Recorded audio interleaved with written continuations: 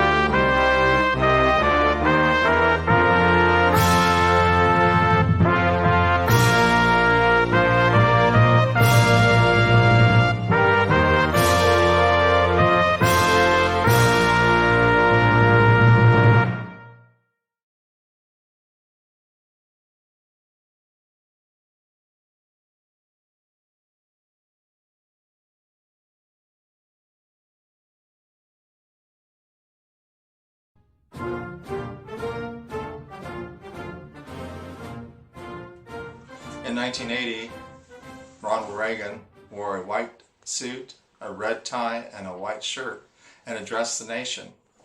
Hi, I am Dennis Andrew Ball, and I am running for President of the United States. I am talking to you right now because the debates that were conducted this week need to have a presidential response.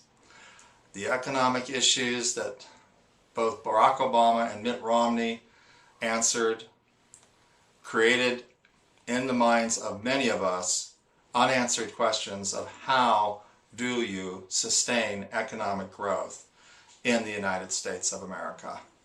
In light of the decisions and the events that have happened since 2008, what do we need to do to reduce the deficit, increase job creation, maintain Social Security and Medicare, and provide the opportunity for our children and future generations not only to survive, but to thrive in a global economy. I would like to talk to you quickly on how I perceive what needs to happen. The United States of America at this time is suffering because the means of production have not equaled the ends of production that it requires in order to sustain its middle class. The United States of America must reindustrialize itself to make it possible that 23 million Americans can go back to work in industries that are productive for themselves and their families. What we are witnessing on a daily basis is the demise of the American family, the traditional American family, of children, parents, and grandparents, by people in authority who have used, abused, and misused their positions to hurt our people. This must stop, and it will under my administration.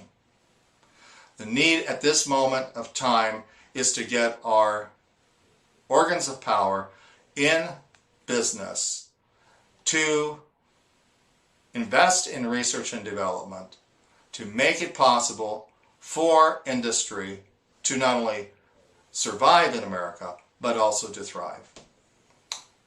My attitude is that the production capability of the United States is equal to none. Our workers are very productive if given the opportunity, but they must be protected by government that concerns themselves with their best interests. And that has been a problem for many years in this country. My attitude also is that in order for our people to get themselves in a position to care for themselves and their children, we have to evaluate at this moment in time what is important for that to happen. And I believe that it will be more of a decision on the part of the American people when they go to the voting booth to decide who they think is best qualified to do that job. I believe also that we are in a position to make decisions that will impact the course of history and to bring about positive change in the lives of our family structure. I want to say that in order to do that, the means of production will have to be a top priority to reindustrialize the middle class and to provide the support for the future generations. I want to say this, that in terms of how we go about this business, the President of the United States should be very aware of what has happened and what needs to happen. My interest at this time is to educate through my administration of candidacy for presidency to make it possible for you to learn more about me and to decide if you are better off since the election of Barack Obama and the changes that need to happen in terms of the increase in gas prices, in food prices, the mortgage forfeitures that have happened since him, and also what we will do in the future to make it possible for more people to be employed out of 23 million who are not. Consider this opportunity to communicate to your friends and your neighbors my thoughts, and I look forward to hearing from you. I need presidential electors who will vote for me through the Electoral College when I win the states in this country to become your next president. God bless you, and God bless the United States of America.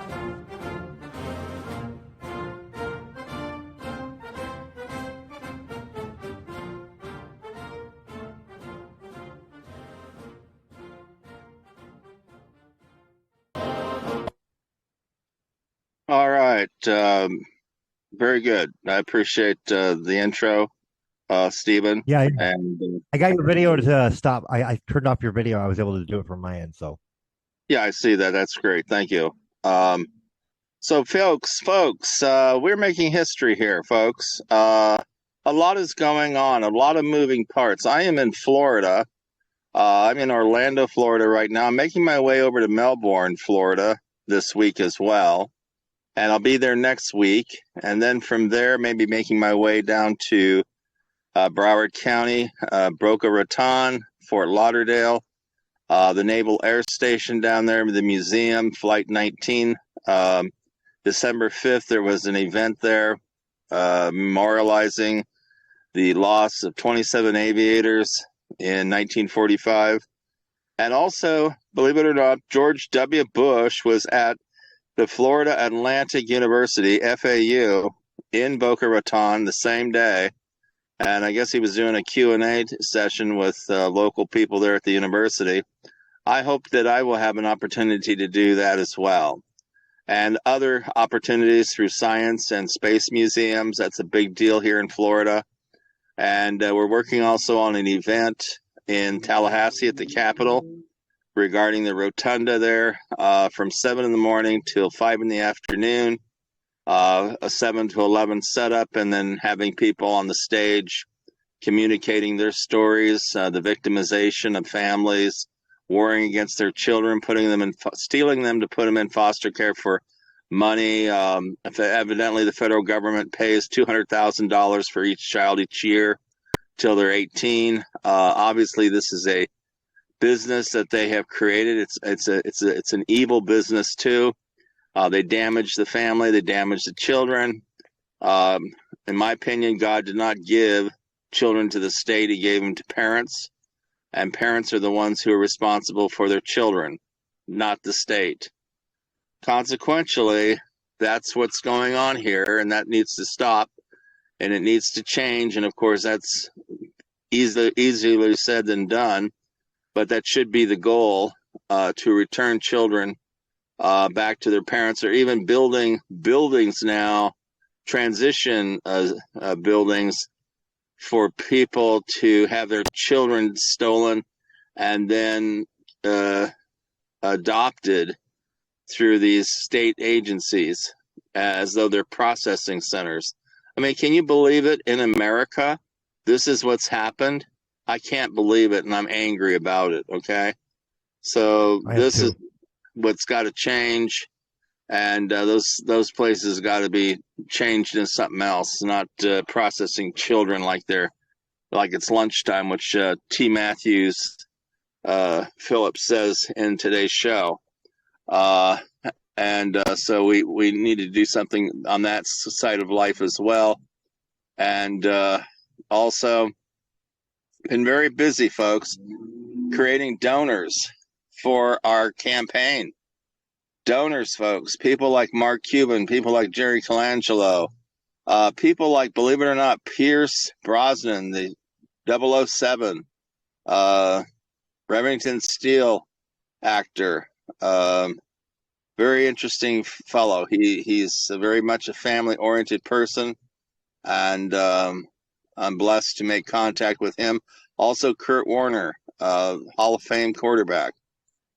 Many people know that name. It's a possibility we will connect with Kurt Warner. And the good news is these people know other people. So those people can lead us to other people to donate to this, for our billboards, for our TV ads, to rally the people in every state, campaign managers, and get on the ballot in every state and make that a real. We're getting close to the hour, folks. Thank you for joining us. Silly, amorphous. Are we getting some feedback here? Oh, sorry. I was trying to find where we were at in the live. We're on the last stream. What time code? Sorry, I didn't realize the audio was coming through because of the setup for the call line. My apologies. Go ahead. Continue. Okay. So as it relates to that issue, the donors, we would appreciate any donation, any amount. Go to the AOA-ANC.org website. Freedom is not free.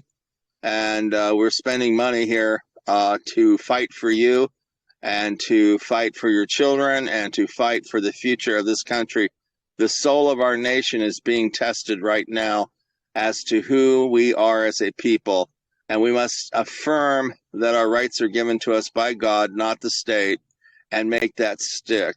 And appeal to our young people, and make that an important aspect of what we are doing. I've written several books about it. The most recent book was published yesterday. It's called Full Disclosure, We Are Not Alone. I am the first legitimate presidential candidate who believes we are not alone, and has written about it and has evidence to prove it. That we are not alone, that we have been inhabited by creatures outside this planet, and in this universe. It's a big universe out there, and I believe that they have inhabited this planet for literally thousands of years. There's documentation to prove that, petrographs, as well as artists' rendition, plus even in the Bible, some of the prophets talk about it. But the most convincing evidence is all of the technology that is available to us now, and it keeps coming out. This government has shown video of this. There's been witness and testimony of this, and my book talks about a lot of what is really convincing. I don't go through everything. I take the high points, and I create a case, and my case is solid. And so when I am elected president, your president, I will want full disclosure from this government to show us exactly what has happened, transpired, and move it forward. I think the President of the United States should lead the way, and I'm going to do that, and I'm doing it right now. I'm not waiting for anybody. And when I am on Jimmy Kimmel and Jimmy Fallon, We'll talk about that. Jimmy Fallon is very interested in that subject, as is Jimmy Kimmel, both of them.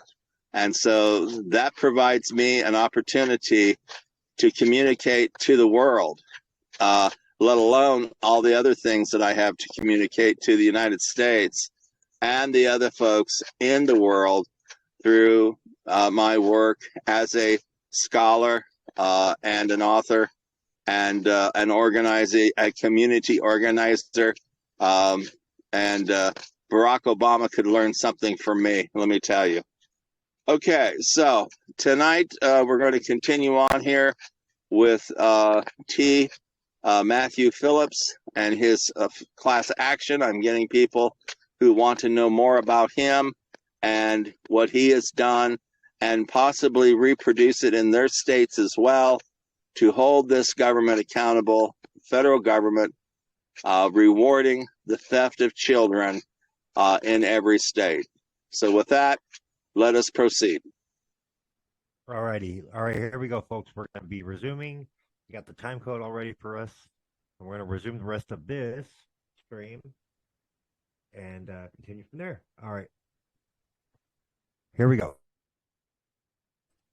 To your point, people don't mention the Constitution enough, right? So when I got pulled into this trap, which it's what it is. Family court is a trap. You don't know. You think it's a normal court, but once you are inside, you cannot get out.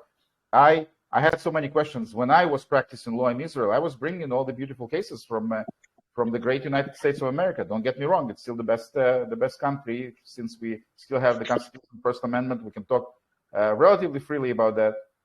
But one of my first questions was, where's the jury trial? Where's my jury? What happened to the Sixth and Seventh Amendment? Right? Any claim, above $20 adjusted for inflation is $200. Like we would have a jury trial. We cannot decide on a cow that we have on a common farm, right? But when it pertains to a child, and the ridiculousness of that is that when I make the argument, they gaslight you, right? They mock you. No, there's no right to a jury trial. That's not true. The right is preserved in the Constitution. It waits for us to bring it up. They have jury boxes in the Richmond County Family Court. You go into any courtroom, there's a jury box. There's a place for jurors. They just don't utilize it, and they gaslight you. They lie in your face about the fact or the allegation or this preposterous notion that jury trial are not guaranteed by the Constitution. So, Robert, to your point, judges punish litigants for bringing up the Constitution. I will not name the attorney, but one attorney that represented me, and I cycled through many until I understood that actually, as pro se, you're more likely to get better results, told me, if you keep bringing up the Constitution, I couldn't believe my eyes. She actually wrote it in an email. Your case, the outcome will be worse. That was one of the moments that helped me wake up to the reality of the system that we are facing. Timothy, if we may, go back to the comment that Christina made. Christina is a great, amazing fighter who fights the good fight, not in Texas, but with the Texas court. She's saying, she highlights an interesting point. She says that if I may summarize, that even fitness, right? The findings of unfitness are also corrupt. So to some extent, right? Let's say the state says, you know what? We accept your argument, counsel, right? Let's move to what you say. Yeah. They will just corrupt the same, that other avenue, right? Like they do with everything. It's essentially the state is blocking, and I would expect that at some point they will block the Manel, avenue that you're trying to explore in your lawsuit. So you have a comment on that? I don't know. It just seems like, I don't know, when was the Magna Carta? Back in what, 1215 or whenever it was? I mean, back then they understood it's really fundamentally wrong to have the government act as the fact finder, okay? The fact finder should be the people, not the government. And the fact that we don't get a jury trial it's disgusting. To me, it's a total perversion. The fact that attorneys have accepted it and refused to argue for jury trials, and it's funny how you mentioned Richmond County. I'm presuming they built the building a while ago, but in many new places in Arizona, in Nevada, they're building courthouses with no jury boxes. And I'm just wondering what goes through the architect's mind. Is this really a courthouse, or is it the Spanish Inquisition, or who knows what it is. But I'll tell you what goes through their minds, right? When are we getting paid? That's what goes through their minds. There were many people who are involved in the system, but it's beyond the money. Yeah, Eli Evans, retired NYPD officer, another father on the forefront of this fight and exposure of this overwhelming corruption, saying the slimy commies look at you like you had 8 heads when you mentioned the Constitution. Yeah. I think that's spot on. I really believe the family court has become the tip of the spear for worldwide communism. That's my belief. Yeah. So they can make so much money. Every corporation could make more money if they eliminate the Constitution. And sadly, the family court, it seems, is on that bent. So. Yeah. So I think, it was important, but, we're having fun here. Hopefully the audience also, we are stably, we're, above 20 viewers, and I assume that hundreds actually will watch it, but we're already over 40 minutes. So I don't know, we want to maybe continue a little more, but I think it's important. So now that we covered I'll bring the banner back with the case number so people can follow and find it. And again, we will upload, Matthew will upload on his the sites that the pages he controls, and I will upload it on my Facebook page. But people can look up the case. Let's speak a little about the wider picture of that. So, you're trying a very novel approach, right? You are taking the federal action, which people do, but you're bringing a class action. You're pivoting toward Monel, which is lack of training, and you're not suing specific judges, which are absolute. They enjoy absolute immunity that was never voted for. They invented for themselves. So we have the new rulership class of kings.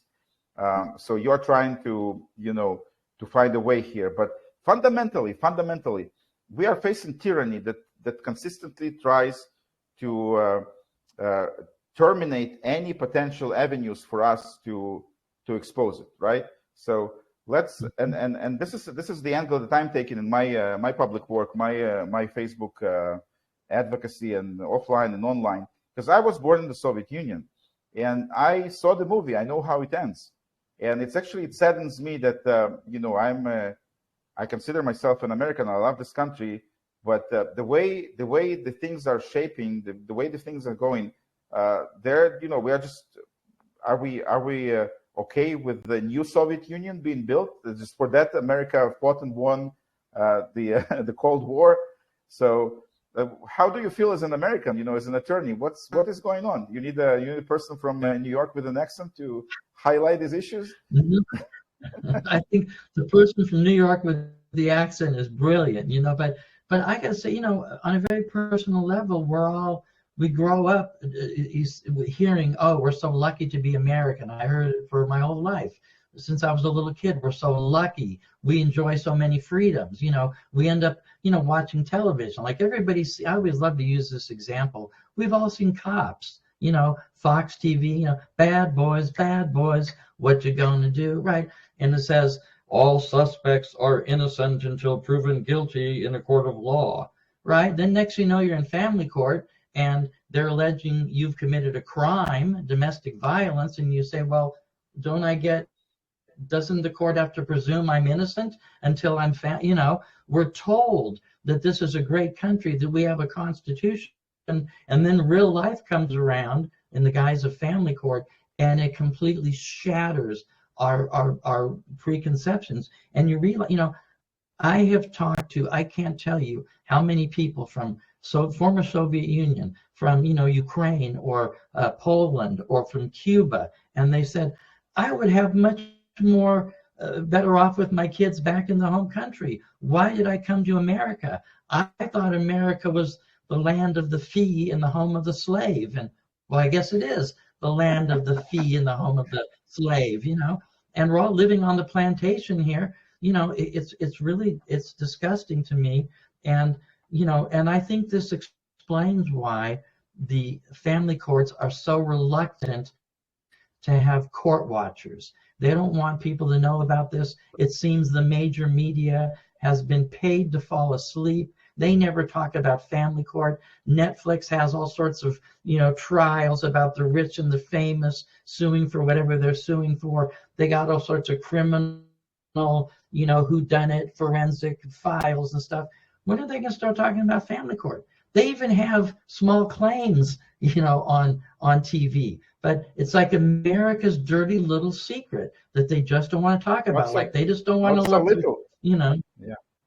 Yeah, not so little. I made in my estimation, and I just extrapolating from public data for Richmond County Family Court. Richmond County is Staten Island, one of the 5 boroughs, the forgotten borough, not very much forgotten, in terms of corruption and oppression that we're facing here. But if you trust the government population numbers, we have 500,000 people here, right? And at any given moment, there are 5,000 active cases, which means around 10,000 parents or thousands of parents essentially are actively litigated in court. If you extrapolate the numbers through New York and through New York State and through the United States, you have tens of millions, if not hundreds of millions intergenerationally affected. And yet this thing remains under wraps. Nobody talks about that. A show like ours is probably one of the few ones. Hopefully we'll do it more. We'll catch up. But this is just astounding. And I think you and I and the audience, we need to address the fundamental facts of it, because family court is not it's court in appearance only, but that's one of the prongs, tentacles, I'd like to call that, of the subversion that is done by the government, by the regime. And it's another avenue through which the society is taken down. You see that in school, you see it, and I'm not afraid to say, these words, LGBT propaganda, right? I grew up with red flags in the Soviet Union. Now I see rainbow flags everywhere. So people are free to do what they want in their homes. But when it becomes state policy, right, state enforced policy, and when you are forced to be in front of judges who don't have children themselves, they don't understand what it means to raise a child, what it means to educate a child, to discipline a child, right? When it becomes the state, the whole might of state apparatus oppresses you, surrounds you, drags you, doesn't let you go, that's a completely different ballgame. And people need to realize that family courts is just an isolated aspect of a very large, extensive effort to break the neck of America and actually every other country. I am blessed on my page with people from all corners of the world. I have people from Bulgaria, from Romania, from Israel, the English-speaking countries, of course, Ireland, right? Scotland, UK, Australia, New Zealand. A guy from Japan joined recently. I like to bring this example because it's astonishing, but Japan is also Americanized, right, or Westernized, so no access to the children. So people need to understand, make the global connections. Would you agree with that? I could listen to you talk all day. I agree with that sentiment 100%. Please continue. Yeah, so I can continue, but we set a temporary limit, I would say, not to go over an hour, even though it seems that people are enjoying, we're close to 30 people actually actively watching. We're getting a lot of likes. So thanks everybody. Let me take the couple of comments here. So Glenn is saying deep state, Trump held back $34 billion from discords. Glenn, I love you, brother. We met in person. But I would say we need to start thinking beyond Trump, beyond left, beyond right, beyond conservatives, beyond Democrats. This is a global issue. It's all a show. It's a show, right? All this done is in order to dupe, gaslight, create a smokescreen for the population. We are fundamentally oppressed by the government. And so many people are being oppressed through family courts because they don't follow any constitution, any proper procedure, right? So this is the divisiveness that the government very cleverly is trying to create. And another thing that's actually, we are trained to be fair and transparent, right? But the government plays dirty. We are dealing with slimy communists in many governmental institutions, including, unfortunately, and maybe primarily, the family court. Now I'm ranting. So what do you have to add, if anything? I would say also, I totally concur with that sentiment. I would add also that sometimes I feel like I get a little dismayed when I hear people saying, oh, it's all rigged for the women and discriminate against the men. And then, I don't think it's based on sex. I really don't think so. Although I will say in California, there is a distinctive trend where they're going after the women now. And I think that it's possible that's a conscious effort to purposely start detrimenting the females to try to, quell all the complaints about sexism against men. But then again, I don't think sexism really plays a role. I think that family court judges intuitively know which parent is more capable of putting up a fight, whether because they have more resources or because they're more educated. But the person who's more capable of putting up a fight, that's the one who's going to lose custody. And the one who's going to be more selfish, they're just going to run with the ball. And generally speaking, those are the ones that just never will let, that they do the alienation. And I think the courts kind of know that, because a wise man, very wise man, once said that parental alienation doesn't just happen, it's allowed to happen. And that person, of course, is Roman Brik. Well, thank you. You came prepared. I love it, So can we do more shows like this? Absolutely. Yeah, absolutely. Do we have any more questions, or maybe we can do one or two more? Trying to see. Yeah, so I want to acknowledge again, the audience, because we would be nowhere without people who are watching, and some of us actually are forced to be more active because nothing else works. And again, we're not, at least I myself, and I know you, Matthew, as well, we're not advocating for anything that's illegal or endorsing violence in any sense, but we have to fully utilize the First Amendment, because that's probably the only amendment that actually stands. Right, with the Sixth Amendment, the Seventh Amendment, where are the jury trials that were guaranteed by the Constitution? So we need to take it to the maximum possible. Unless, if you don't do that, that will wither and die like everything else. So Tracy is saying only by having unity we will conquer. I have to confess as well. I came as an alienated father, as a targeted parent, and I also saw it as a sex-based issue. But the reality is that government doesn't care whom to oppress. And that's their specialty. That's what they did for thousands of years in different variants and permutations, right? Because divide and conquer. And now they came to the most fundamental divide between men and women. So to some extent, I would agree with you respectfully that the pendulum is swinging, right? We see more and more women actually being affected, right? But it's only done in order to, again, to not let us unite and show the real face behind it, which is the face of tyranny. We are facing just another cycle of tyranny, like our forefathers, like our predecessors. And I think it's very clear, if we don't stop it collectively as free people, there's another world war also coming. I am from Israel, so I'm watching very closely what's going on there and what they're trying to trigger. So yes, definitely, it's not only men, it's also women. Some may say for plausible deniability, but it's clearly tyranny doesn't care whom to eat, whom to devour. Let's see if we have other interesting comments here. And I apologize if I cannot recognize or acknowledge everyone. But yeah, Glenn is saying yes. My latest friends are women now. To the contrary, Gerard from Canada. Hey, thanks for joining. Saying misandry, hatred of men is rife in the family courts. So again, it's not a sex-based issue fundamentally. They don't care whom to eat. It's the oppression always swings. They start. I'm Jewish. I'm openly Jewish. I'm trying. It's a spiritual fight. We can talk about that. But when people talk about Holocaust and all the millions that perished, right?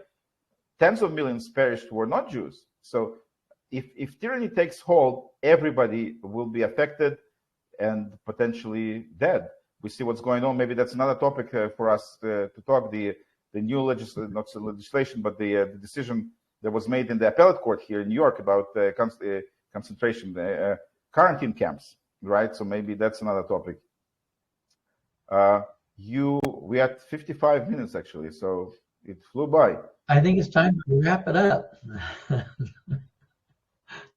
Let's wrap it up. Yes. Okay. So excellent. So thank you. Thanks everybody for joining. Thank you very much, my learned friend, T. Matthew Phillips. Thank you very much for doing what you do. The complaint is on the screen. Let me put the banner again. That's the case for those who will listen and not watch. It's 223 CV 08230 in the Central District of California. Federal court. Anybody can go on Pacer and download it. It's a public document, but we'll also post it separately, each one of us. Hopefully it was interesting for folks to join. If we'll watch, of course, the comments. If people like it, we'll maybe try to do it as a somewhat permanent feature, maybe bi-weekly. Like every 2 weeks, every every week, maybe every other week. So any parting words?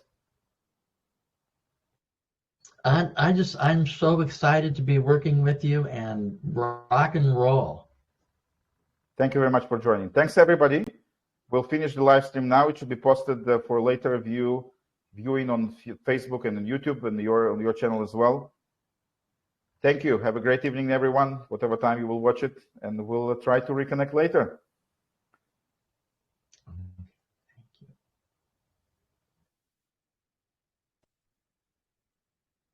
All right, folks, that was the other part of of that stream that we aired last week. Dennis, you want to go ahead and take the mic? I got to go and tend to my mother for a minute before we wrap it up.